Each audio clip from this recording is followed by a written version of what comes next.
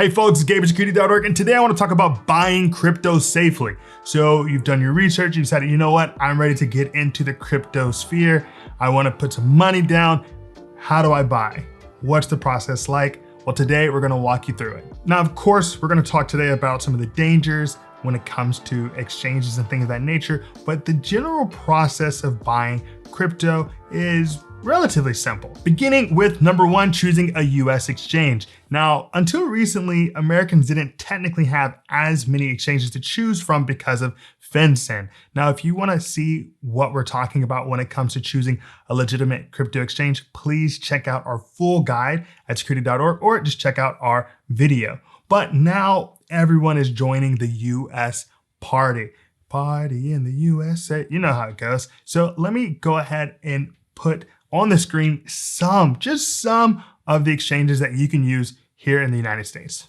So we've got Coinbase, Binance, Crypto.com, Kraken, CEX, CoinMama, eToro, and many, many others. So remember, you're going to want to pick an exchange that's going to reimburse you, an exchange that has really top-notch security procedures, where you know who the public-facing executives are, what the address is.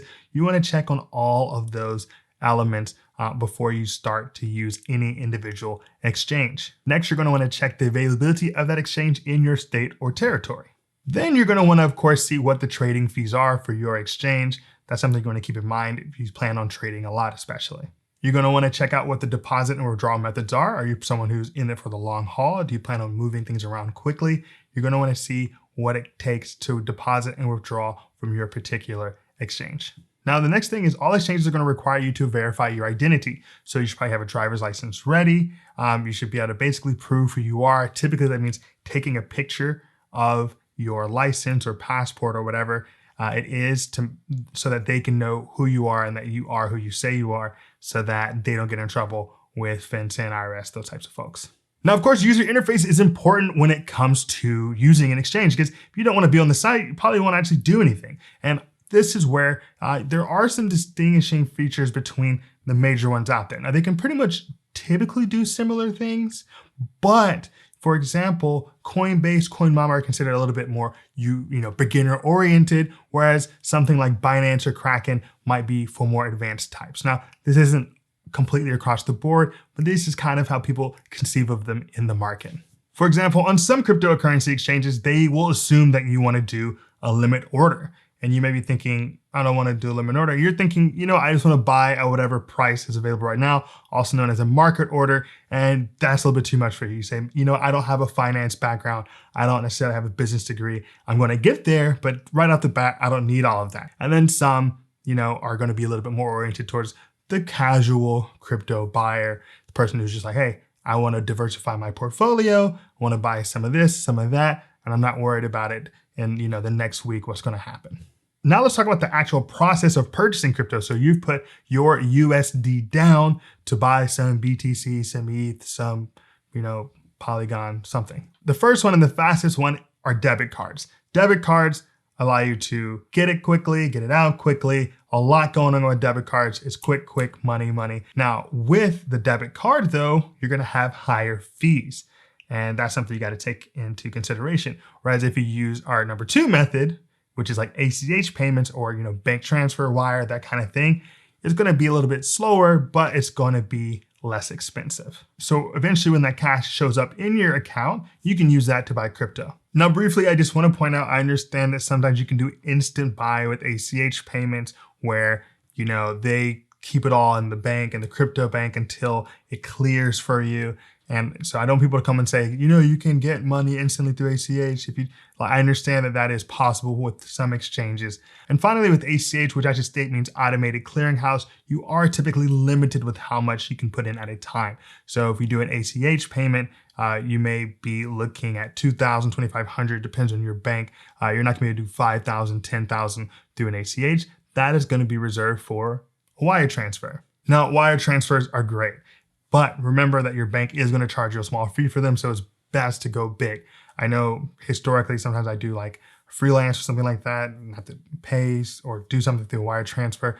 I'm like, oh, this is kind of spendy. Well, you're going to take out 5, 10K at a time. That's you're going to use a wire transfer. And remember, you cannot do that instantly no matter what. So if you're trying to buy something at a particular price, you're not going to be able to do it with wire transfer. If you see something and you think that's going to pop, you want to go ahead and buy that with debit or maybe an ACH instant buy. Now, a couple of things. Maybe you've bought enough crypto now and you're saying, I just want to hold on to it.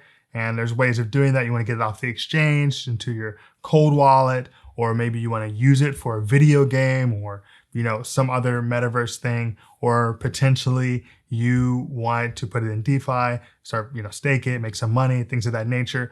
You're going to need to withdraw and store it. So let's talk about what that process is like. Now, if you would like to withdraw your crypto securely, you're going to need to put it into a wallet, and a wallet is a piece of software that stores your private key. Basically, this private key is what is used to say that you are the owner of this crypto. When you sell it, the people can actually get it from you. It's everything. Now, just briefly, I do want to break down and define what a private key is officially. In cryptography, a private key is a string of characters that can be used to encrypt messages. When a message is encrypted with the private key, only the corresponding public key can be used to decrypt it. Cryptography junkies have used private keys for decades to prove their identities to each other. In cryptocurrency, your private key is used to prove you're the owner of a crypto account. Now, a wallet account is not like your actual wallet. It can't be pickpocketed. You're not going to be done because it is distributed over the network. That's the beauty of it. That being said, you're still going to need to choose a wallet that works with your network. If you're talking about Ethereum, you're going to need MetaMask or something. If you're talking about Bitcoin, you're going to need Electrum. You can't, they're not always going to work with one another. Second thing is you want to download the wallet directly from the official website, because a lot of scammers make things that look a lot like that website, and then you've just sent them all your crypto. Secondly, you're going to want to write down your seed words and store them carefully. You may want to put in a flood-proof, fire-proof box on a piece of paper. You don't want to have a screenshot. Seed words can be used against you, so use them with caution, but you have to use them. Finally, you're going to want to use a strong password. I'm not going to use Gabe, Security.org, 1965, for example. That's just not something I'm going to do. It's a bad idea. You want to use things that have nothing to do with you. Lots of characters, special characters, lowercase characters, capital numbers. You get it. Finally, you're going to want to use your address to withdraw your crypto. You don't want to accidentally type in the wrong address by hand and all of a sudden you've sent all of your crypto to like Kazakhstan or something. Not a good look. That address is yours, but there are a lot of other addresses out there. Whew, all right, that was a lot. Congratulations, you're now the proud owner of cryptocurrency. Now, if you have any questions about this, please drop them below. We'll try to get to you. Otherwise, check out our full guide over at Security.org. And we're gonna be hoping to bring you new videos each and every week on not only digital security like crypto, but of course, physical security as well. At the end of the day, my name is Gabe. This is Security.org. Be secure.